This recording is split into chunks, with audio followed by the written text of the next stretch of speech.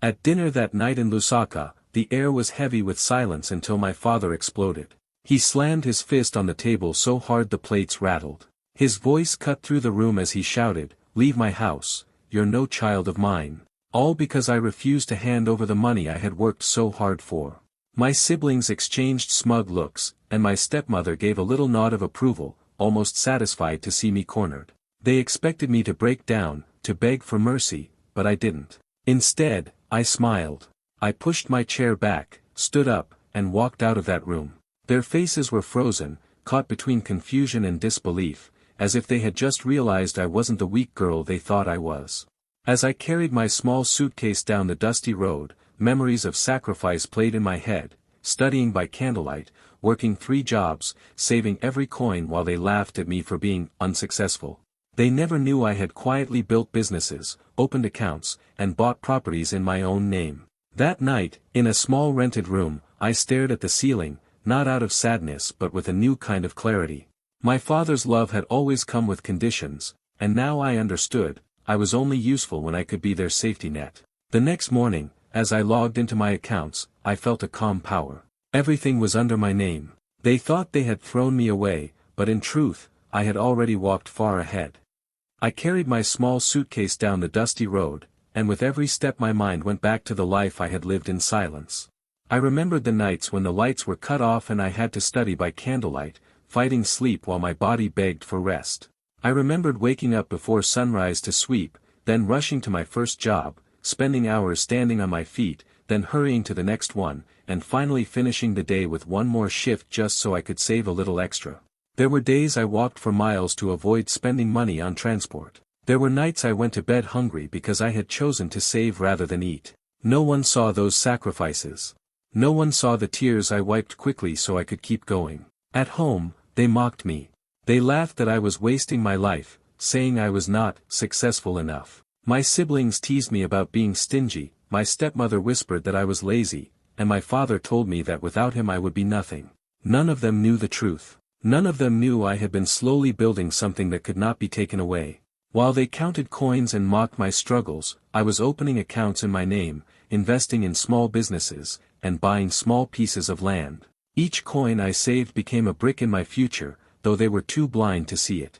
I never told them about the nights I met with business partners in secret, or the mornings I stood in long lines at the bank to make deposits that looked small but were growing every month. I never told them about the contracts I signed, the shares I bought, or the connections I was making.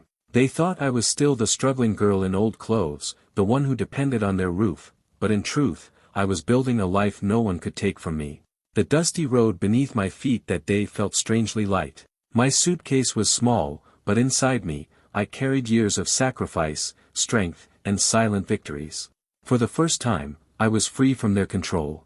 They thought they had broken me when my father shouted and pushed me out, but what they didn't know was that I had already chosen this path long ago. I smiled as I walked, because I finally saw everything clearly. The mockery, the laughter, the rejection, it had all been fuel. Every insult had pushed me harder, every humiliation had made me tougher, and every sacrifice had turned into power. They had no idea that the girl they thought was weak was already stronger than all of them. And while they laughed at me for being unsuccessful, I was already holding the keys to a future they could never touch. That night I lay on a thin mattress in a small rented room in Kitwe, staring at the ceiling. The air was hot and heavy, the fan barely moving, but I wasn't restless because of the heat. My mind replayed my father's words, sharp and cold, echoing in my ears. "Leave my house, you're no child of mine." Those words were not just spoken in anger. They were not a father's frustration or a moment of rage. They were a truth he had carried inside him for years, and that night he finally threw it at me. His love had always been tied to money, and I finally saw it clearly. As long as he thought he could control what I earned, I was his daughter. The moment I refused, I was a stranger to him. I thought back on the years when I tried to win his approval, hoping he would see me as more than just a source of income. I had worked hard, I had sacrificed, and I had dreamed that one day he would say he was proud of me. But all along, I had been nothing more than their backup plan. They never encouraged me when I struggled, never clapped for me when I achieved something, never lifted me up when I was tired. They only watched from the shadows, waiting for the moment when I would succeed so they could take credit, or take control. That night in Kitwe, I realized the betrayal was not just in his words, but in the years of silence, the years of pretending, the years of conditional love. As I lay there, I didn't cry. I didn't feel broken. Instead, I felt lighter than I had ever felt before. Betrayal has a strange way of removing illusions, and for the first time, I could see clearly. I no longer owed them my loyalty, my sacrifices, or my future. I was free to live for myself. They had pushed me out, thinking they had cut me off from survival, but in truth they had set me free from their control. I knew then that their underestimation of me would become their downfall. For so long, they had believed I was powerless, that I was small, that without their house I had nothing. They had no idea of the seeds I had planted in secret, the businesses I had nurtured, the accounts I had secured, the property I had signed under my name. They had thought of me as their insurance, but I had already built an empire they couldn't touch. As I closed my eyes, the weight of betrayal no longer pressed down on me. Instead, it lifted. Their rejection gave me clarity, and clarity gave me strength. I whispered to myself that night, they will see. They will finally know who I am. And with that thought, I fell asleep, not as a broken daughter, but as a woman ready to rise. The next morning, I woke up in that small room in Kitwe with the sun slipping through the thin curtains. For the first time in years, I felt no fear, no shame, and no weight of trying to prove myself. I sat up slowly, switched on my old laptop, and logged into my accounts. One by one, the numbers appeared on the screen, and I smiled quietly to myself. Local accounts, international accounts, investments I had nurtured carefully over the years, all of them now standing tall like a fortress under my name.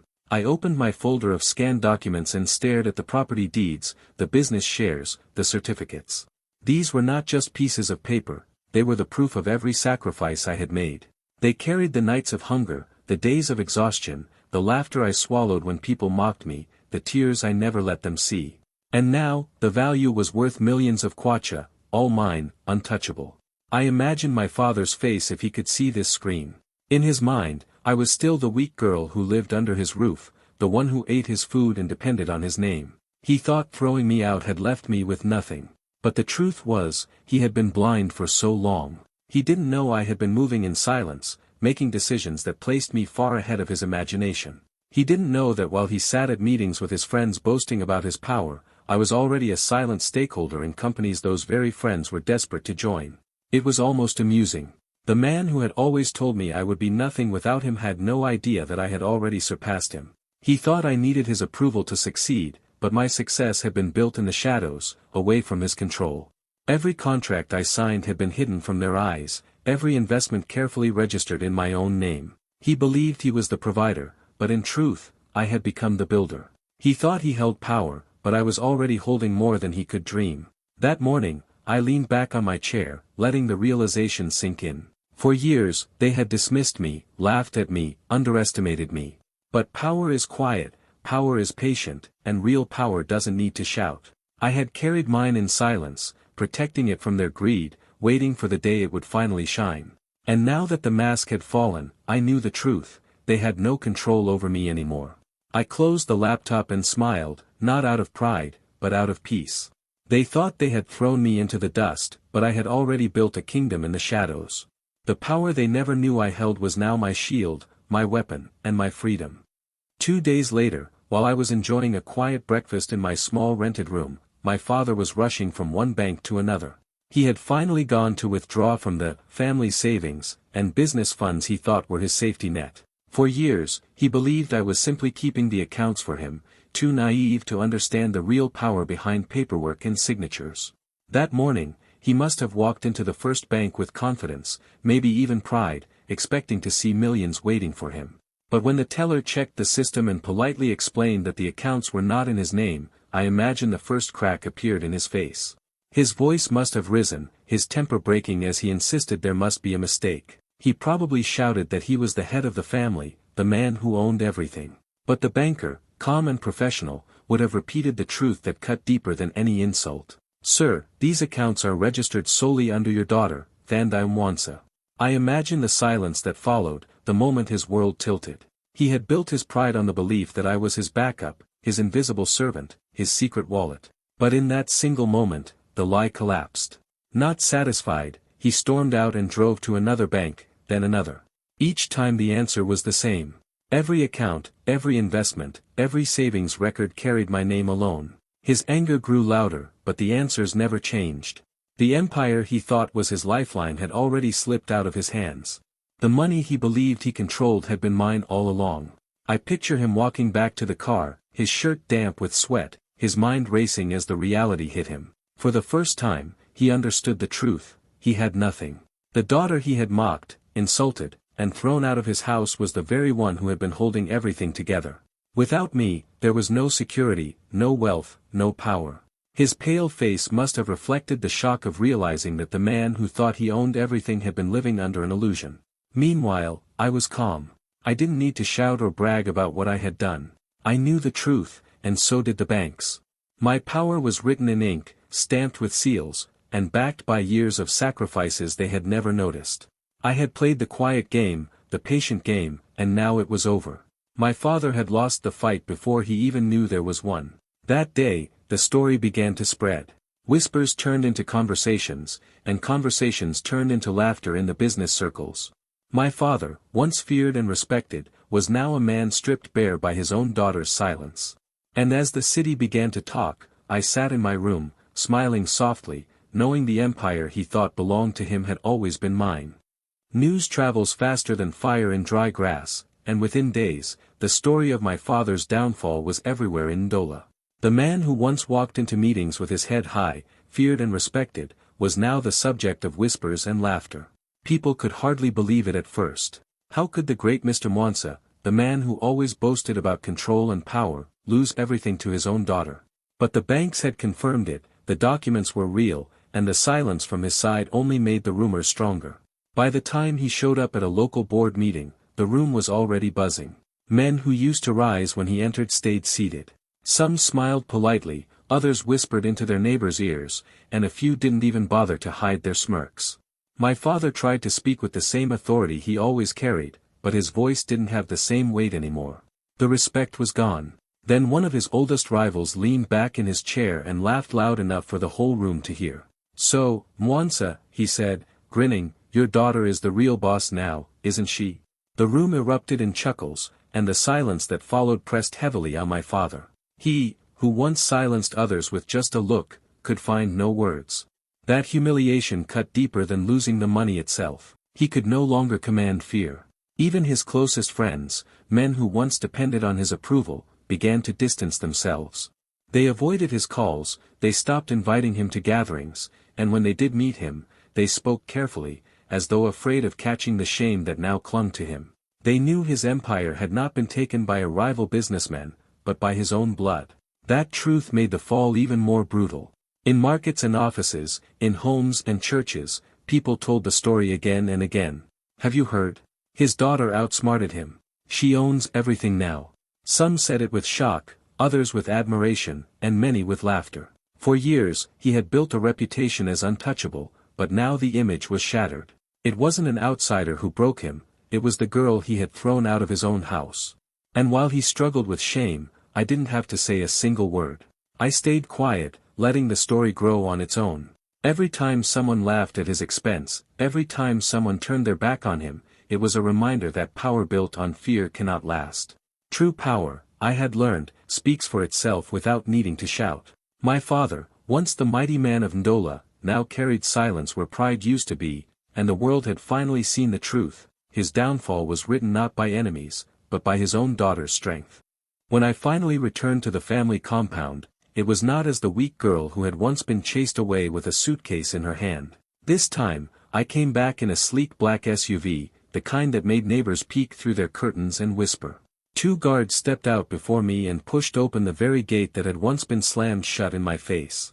The compound that used to feel like a prison now looked small compared to the world I had built outside it. I stepped out of the car slowly, dressed with confidence, every movement showing that I was no longer the girl they thought they could control. The sound of the engine had already drawn everyone out. My stepmother was the first to rush forward, her voice shaking as she tried to sound sweet. "My daughter, you know we didn't mean it," she pleaded, her hands wringing nervously. My siblings followed, standing awkwardly in the background, muttering half-hearted apologies, their eyes lowered. They remembered too well how they had smirked when my father shouted at me to leave. Now the smirks were gone, replaced by guilt and fear. And then there was my father. He stood on the porch, his body frozen, his face pale as though the blood had drained from it. This was not the same man who once roared with authority, slamming his fist on the dinner table. His shoulders sagged under the weight of his own pride. He stared at me as though I was a stranger, unable to accept that the daughter he had dismissed was now the one holding all the power.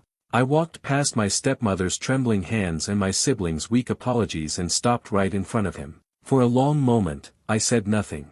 I simply looked him in the eye, letting the silence burn. He had always believed silence was weakness, but now it was strength. Finally, I spoke, my voice steady and calm.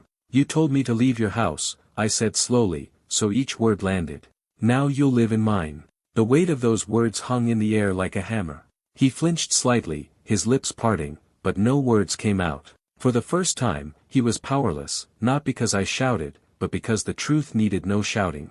Everything he thought was his wealth, his pride, his control, was gone.